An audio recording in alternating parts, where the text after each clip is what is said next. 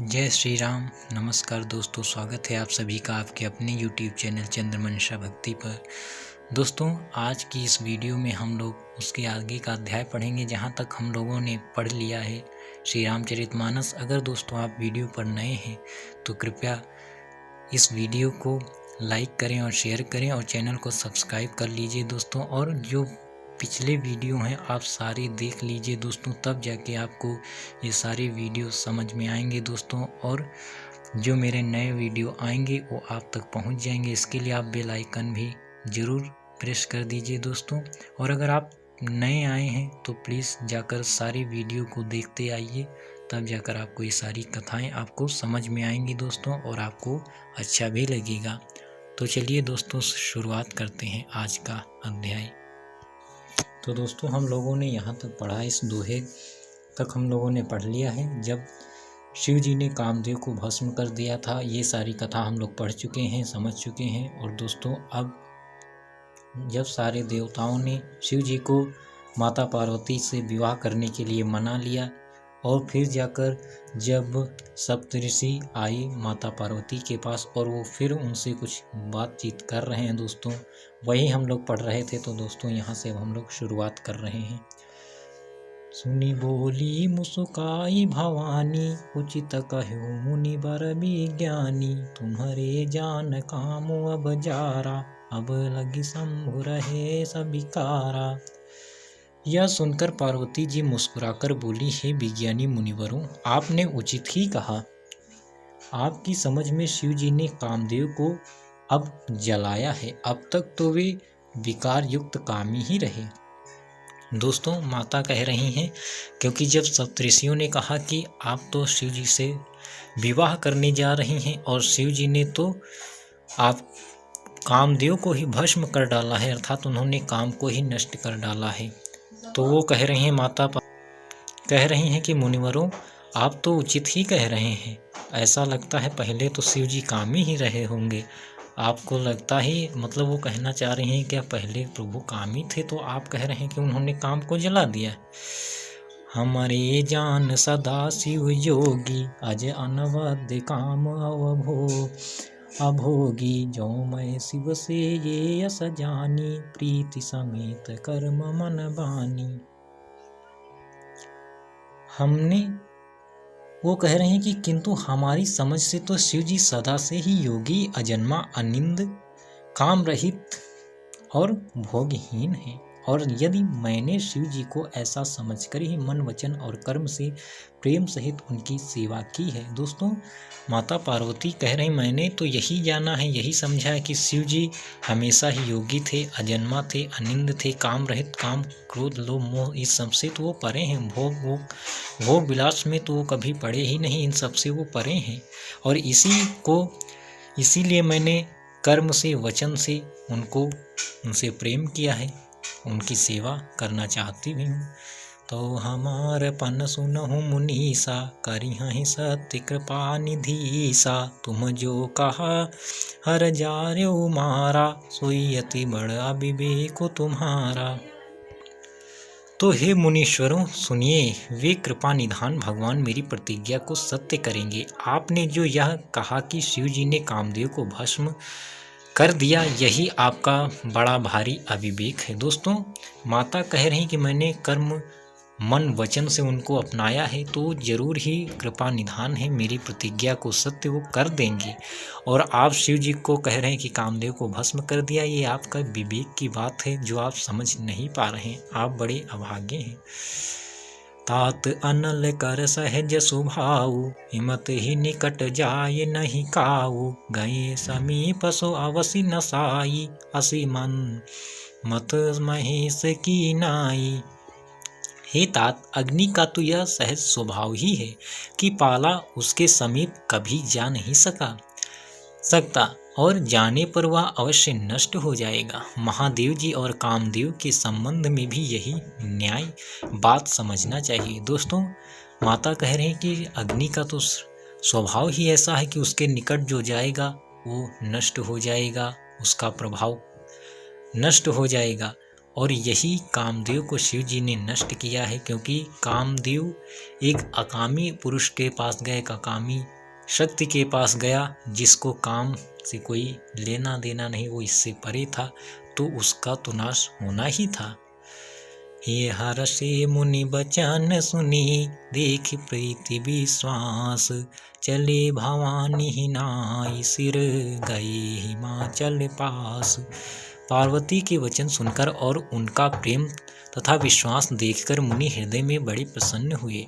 वे भवानी को सिर नवाकर चल दिए और हिमाचल के पास पहुँचे। दोस्तों, वो ऋषि तो केवल माता की परीक्षा के लिए और उनसे वार्तालाप कर रहे थे, उनके मन की बात जानना चाह रहे थे। वो बस समझ गए कि माँ का अटल विश्वास है। इसको देखकर उन्होंने उनको सिर नवाया और हिमाचल के पास वो चल दिए। सब प्रसंग गिरिपति ही सुनावा, मदन दाहन सुनी अति दुख पावा, बहुरी कहो रति कर बरदाना, सुनी हिमवंत बहुत सुख माना। उन्होंने पर्वतराज हिमाचल को सब हाल सुनाया। कामदेव का भस्म होना सुनकर हिमाचल बहुत दुखी हुए। फिर मुनियों ने रति के वरदान की बात कही, उसे सुनकर हिमवान ने बहुत सुख माना।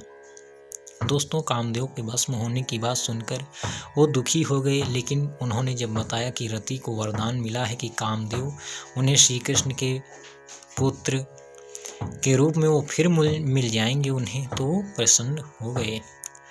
हृदय विचारी शंभु प्रभुताई, सादर मुनिवर लिए बोलाई, सुदिन सुन खतु सुघरी सोचाई, बेगी वेद विधि लगन धराई। शिव जी के प्रभाव को मन में विचार करके हिमाचल ने श्रेष्ठ मुनियों को आदर पूर्वक बुला लिया और उनसे शुभ दिन, शुभ नक्षत्र और शुभ घड़ी शोधवाकर वेद की विधि के अनुसार शीघ्र ही लग्न निश्चय कराकर लिखवा लिया। दोस्तों, शिव जी के प्रभाव को मन में विचार करके हिमाचल ने श्रेष्ठ मुनियों को बुलाया, आदर पूर्वक उन्हें बुलाया, उनसे शुभ दिन, नक्षत्र, शुभ घड़ी शोधवाई अर्थात शुभ घड़ी निकलवाई और वेद विधि के अनुसार शीघ्र ही लग्न निश्चय कराकर लिखवा लिया। पत्री सप्तऋषिन सोई दीन्हि, गहि पद विनय हिमाचल कीन्हि, जाय विधि तिन दीन्हि सोपाति, बाचत प्रीति न हृदय समाति। फिर हिमाचल ने वह लग्न पत्रिका सप्तऋषियों को दे दी और चरण पकड़कर उनकी विनती की। उन्होंने जाकर वह लग्न पत्रिका ब्रह्मा जी को दी। उसको पढ़ते समय उनके हृदय में प्रेम समाता न था। दोस्तों, सप्तऋषियों को उन्होंने वो पत्रिका दे दी हिमाचल ने, और वो जाकर उस लग्न पत्रिका को ब्रह्मा जी को दिया और वो बहुत प्रसन्न हुए। लगन बाची अज सब ही सुनाई, हर्षे मुनि सब सुर समुदायी, सुमन वृष्टि नभ बाजन बाजे, मंगल कलश दसहु दिशि साजे। ब्रह्मा जी ने लग्न पढ़कर सबको सुनाया। उसे सुनकर सब मुनि और देवताओं का सारा समाज हर्षित हो गया। आकाश से फूलों की वर्षा होने लगी, बाजे बजने लगी और दसों दिशाओं में मंगल कलश सजा दिए गए। दोस्तों, उस लग्न पत्रिका को सुनकर सबको सुख मिला, मुनि देवता सबको, और सबने अपनी खुशी को प्रकट करना शुरू कर दिया। दोस्तों, लगे संवारन सकल सुर वाहन, विविध विमान, मोहि सगुन मंगल सुभद, करहि अप्सरा गान। सब देवता अपने भांति भांति के वाहन और विमान सजाने लगे, कल्याणप्रद मंगल शकुन होने लगे और अप्सराएं गाने लगी। दोस्तों, सब लोग अपनी तैयारियों में लग गए। कोई विमान सजा रहा है, कल्याणप्रद अर्थात कल्याणकारी मंगल शकुन भी हो रहे हैं, अप्सराएं गाने लगी हैं। तो दोस्तों, शिव जी का ये विवाह की तैयारी हो रही है। दोस्तों, आगे देखिए। दोस्तों, शिवहि शंभु गण करहि सिंगारा, जटा मुकुट यहि मोर समारा, कुंडल कंकन पहिरे ब्याला, तन विभूति पटके हरिछाला। शिव जी के गण शिव जी को श्रृंगार करने लगे, जटाओं का मुकुट बनाकर उस पर सांपों का मोर सजाया गया। शिव जी ने सांपों के ही कुंडल और कंकड़ पहने, शरीर पर विभूति रमाई और वस्त्र की जगह बाघंबर लपेट लिया। शशिललाट सुंदर सिर गंगा, नयन तीनि उपबीत भुजंगा, गरल कंठ और नर सिर माला, असिव वेश शिव धाम कृपाला। दोस्तों शिव जी अब सज रहे हैं, उनके सारे गण उन्हें सजा रहे हैं कुंडलों से और विभूति रमा रहे हैं, अर्थात जो भस्म वो लगाते हैं इस सबसे सजा रहे हैं। शिव जी के सुंदर मस्तक पर चंद्रमा, सिर पर गंगा जी, 3 नेत्र, सांपों का जनेऊ, गले में विष और छाती पर नरमुंडों की माला थी। इस प्रकार उनका वेश अशुभ होने पर भी वे कल्याण के धाम और कृपालु हैं। दोस्तों उनका वेश ऐसा है कि देखने में भी भयानक है, लेकिन ये हर प्रकार से शुभ है। अशुभ देखने में तो वो अशुभ लगता है, लेकिन वो हर प्रकार से कल्याणकारी है।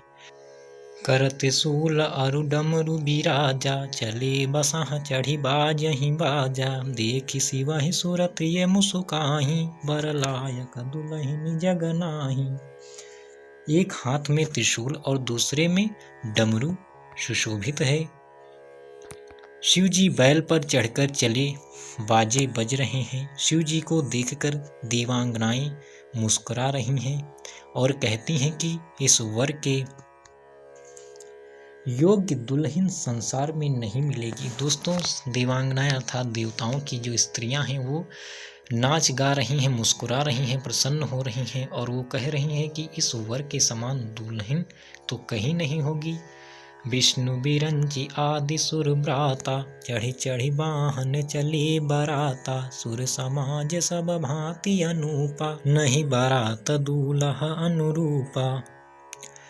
विष्णु और ब्रह्मा आदि देवताओं के समूह अपने अपने वाहनों सवारियों पर चढ़कर बारात चले। दोस्तों ब्रह्मा विष्णु सब देवता अपने अपने वाहनों से बारात को चल दिए। देवताओं का समाज सब प्रकार से अनुपम परम सुंदर था, पर दूल्हे के योग्य बारात न थी। विष्णु कहा यस बिहसी तब, बोली सकल दिशिराज, बिलग बिलग होई चलाहु सब, निज निज सहित समाज। तब विष्णु भगवान ने सब दिक्पालों को बुलाकर हंसकर ऐसा कहा, सब लोग अपने अपने दल समेत अलग अलग होकर चलो। दोस्तों विष्णु जी ने कहा कि सब लोग अलग अलग अपने दल को लेकर चलो, क्योंकि ये बारात तो दूल्हे के योग्य बारात थी ही नहीं। इसलिए उन्होंने मुस्कुराकर और हंसकर कहा कि दूल्हे ये बारात को अलग अलग दलों में लेकर चलो। तो दोस्तों आज के इस अध्याय में बस इतना ही। भगवान शिव जी की बारात जा रही है। दोस्तों उस समय की ये बात है।